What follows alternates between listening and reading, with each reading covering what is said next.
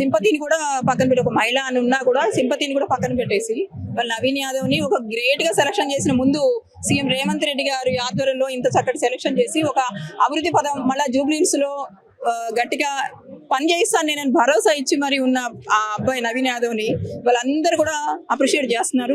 పొద్దునే తెల్లారిపాటికే వచ్చి అసలు నిన్న మొన్న మాకు తెలిసినంత వరకు మా ఇంటెలిజెన్స్ రిపోర్ట్స్ లో కూడా ఆల్రెడీ గెలుపు ఎప్పుడో తెలిసిపోయింది. వాళ్ళు ఇక్కడ 6ంటికి వచ్చారా అనేది కాదు, 3 నెలల క్రితమే దీని మీద మంచి వర్క్ తుమ్మల నాగేశ్వరరావు గారు, ఇక్కడ ఇన్ఛార్జి ఉన్నటువంటి పొన్నం ప్రభాకర్ గారు, మిగతా అందరూ కూడా ఇవాళ ఎవరు కూడా పెద్ద చిన్న అని లేకుండా ఆ స్థాయిలో పనిచేసి చాలా బాగా ముందుకెళ్ళింది. అందుకే ఈ నవీన్ యాదవ్ గారు గెలవడం అనేది చాలా అఖండ విజయం, చాలా సంతోషం. రేపు ఫ్యూచర్ కూడా ఇలాంటివన్నీ కూడా హైదరాబాద్ లో, ఎందుకంటే టోటల్ తెలంగాణలో చుట్టుపక్కల కూడా గెలిచింది, కానీ సిటీలో ఏంటని భరోసాగా ఏంది మేమే గెలుస్తామని చెప్పి ఏదో డబ్బులు వాళ్ళ మాటలు వాళ్ళన్నీ కూడా వేరే రకంగా మాట్లాడుతున్నారు. హరీష్ రావు వీళ్ళంతా కూడా మేము వేరే క్రాస్ ఓటింగ్స్ అని ఇవన్నీ చేశారు, చాలా ఇబ్బందులు పెట్టారు అబ్బాయిని.